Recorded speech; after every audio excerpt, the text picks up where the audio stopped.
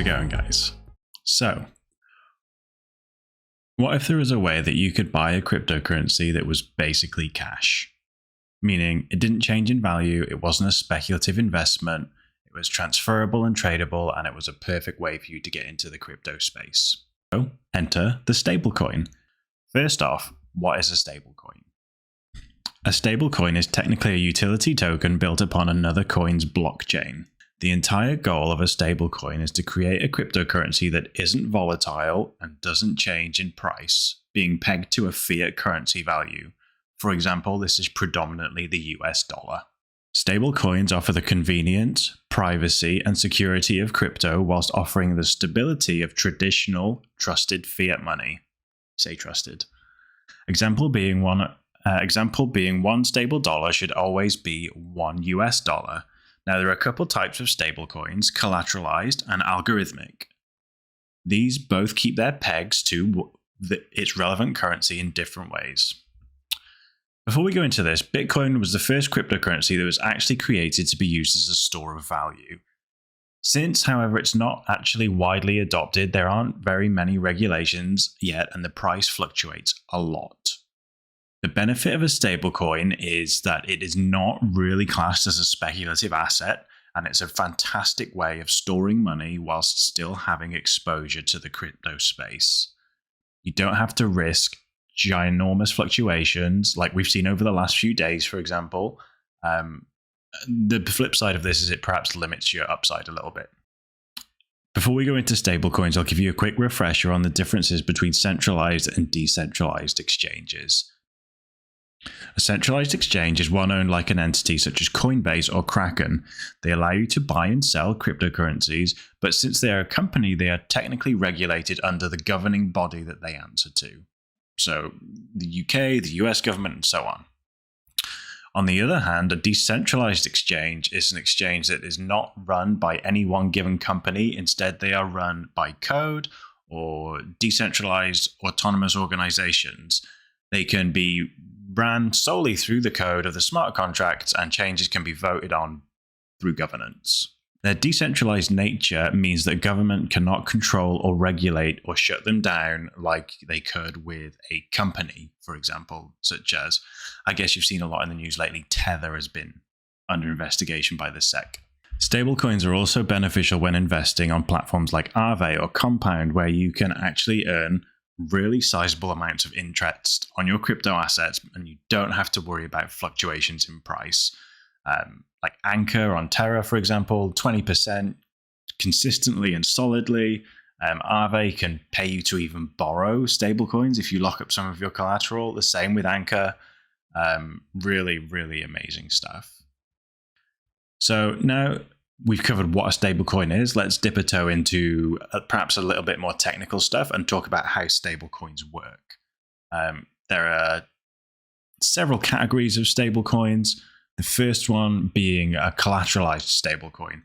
Now, these are held to peg, so their value is held equivalent to one US dollar by one collateralized stable denomination of a dollar. Another dollar is held in reserve somewhere. Who knows? And this is the trouble what Tether is going through right now, is they're being accused of not holding enough collateral to cover the total minted dollars that they have done. This is a big problem. It's difficult for them to prove. It's difficult for the government to prove that they don't.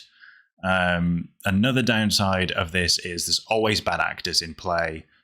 Any company can have any amount of bad eggs working for them, and it only takes a few people before stuff can start going awry internally.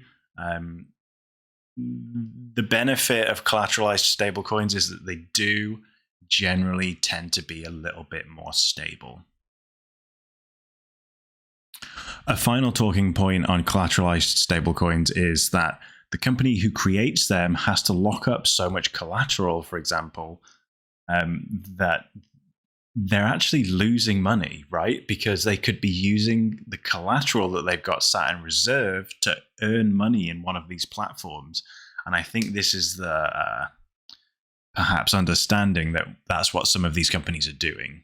Now, the second method used for a stablecoin to maintain its peg that doesn't require collateralization is to use smart contracts to do this work for you. Now, the benefit of this method is that it is very easy to audit. The code is put into place, and anybody can look at this publicly available smart contract code and see whether or not it is viable and whether or not there are any bad lines of code or there's any black hole addresses that funds are being siphoned out of and so on. The downside of this is that these stablecoins can be a lot more volatile. So let's get into that. So when a stablecoin is controlled by a smart contract, it's generally referred to as an algorithmic stablecoin. Benefit of these is that there are publicly available code. You can look at the code of the smart contracts. And the second one, the main big one being that there are no actual physical assets to be stolen, such as could happen in a private company or a centralized stablecoin. Now, they are subject to the usual ups and downs of smart contracts. So there can be smart contract exploits, there can be hacks, and so on and so forth.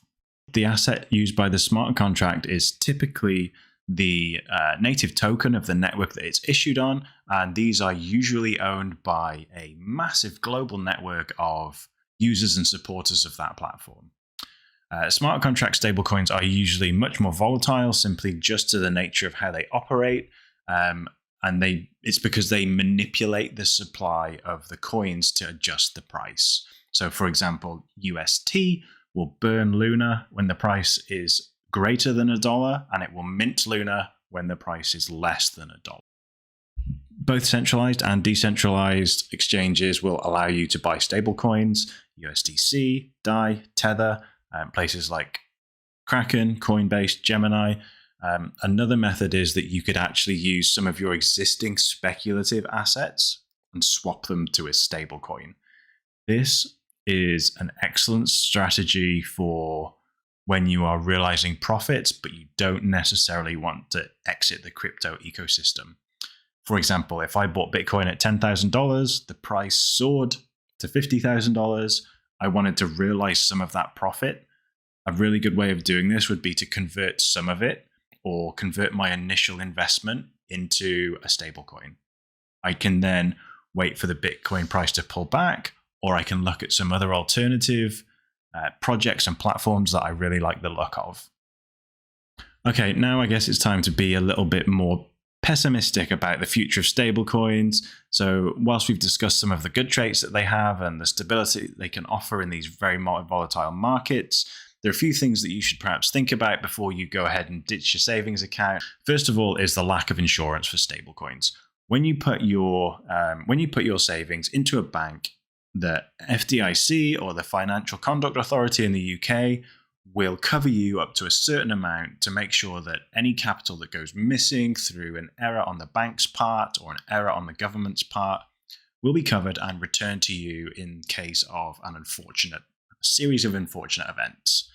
Stablecoins don't have this advantage yet. There is a growing opportunity, however, to use platforms like Unslashed or Nexus Mutual to help protect your investments in black swan events. You can get peg insurance from Unslashed, for example. If the protocol goes through a black swan event, you'll be insured for them to pay you out a certain amount. These are typically a couple of percent, which doesn't really matter when you're earning 20% on your savings. Another issue is if we look back to collateralization, we will see that there has been in the news a lot lately about the problems that Tether is facing. So there's a lot of concern currently about whether Tether or not is actually backed by true cash. This scares a lot of people, and this could cause the USDT to ultimately become unpegged, which would be a very, very bad day for crypto. Because a collateralized stablecoin is only worth what people think it's worth. And right now that's $1. If that ceases to be the case, then the value of a stablecoin changes, and that has a knock-on effect across the entire space. So in summary, stablecoins are a great advancement in the crypto space. They are reaching out to people who are perhaps a little bit fearful of these new and exciting banking opportunities and finance opportunities. They have an enormous amount of utility. They're bridging the gap between traditional finance and centralized and decentralized finance. These ecosystems and spaces really couldn't operate without stablecoins these days. They're an integral part of everything that we do in this space. And I hope that this video has been useful, at least in some way, to help you understand what stablecoins are, why they're used, how they're issued, and how you can benefit from having some stablecoins in your cryptocurrency portfolio. Thanks for tuning in, guys. I really appreciate your time. As always, I appreciate your support. Please like, comment, and subscribe, and I look forward to bringing you some more content soon. Have a great day, guys.